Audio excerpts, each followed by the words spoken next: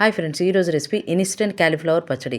దానికి ముందుగా క్యాలీఫ్లవర్ను ఒకటి తీసుకొని చిన్న చిన్న ముక్కలుగా తీసుకొని ఒక గిన్నెలో వేడి నీళ్ళు కాగబెట్టుకొని దాంట్లో కొంచెం సాల్ట్ కూడా వేసుకొని ఈ క్యాలీఫ్లవర్ ముక్కలన్నీ ఒక 2 నిమిషాలు దాంట్లో ఉంచేసి తీసి ఒక గుడ్డ మీద మొత్తం పరుచుకోవాలి.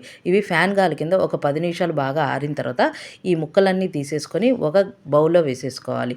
ఇప్పుడు దీనికి ఉప్పు, కారము, ఆవాలు, మెంతుల పిండి, నిమ్మకాయ కూడా రసం కూడా పక్కన పెట్టుకోవాలి.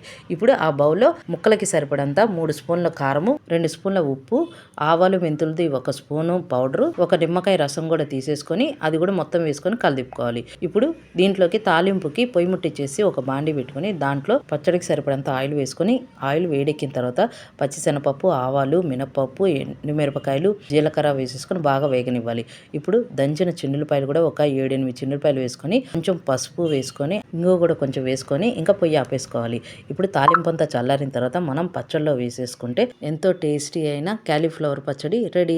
ఈ క్యాలీఫ్లవర్ పచ్చడి పక్క రోజుకి తింటే చాలా బాగుంటుంది. వేడెన్నలో ఈ పచ్చడి తింటే చాలా బాగుంటుంది. మీరు కూడా ట్రై చేయండి. Thank you.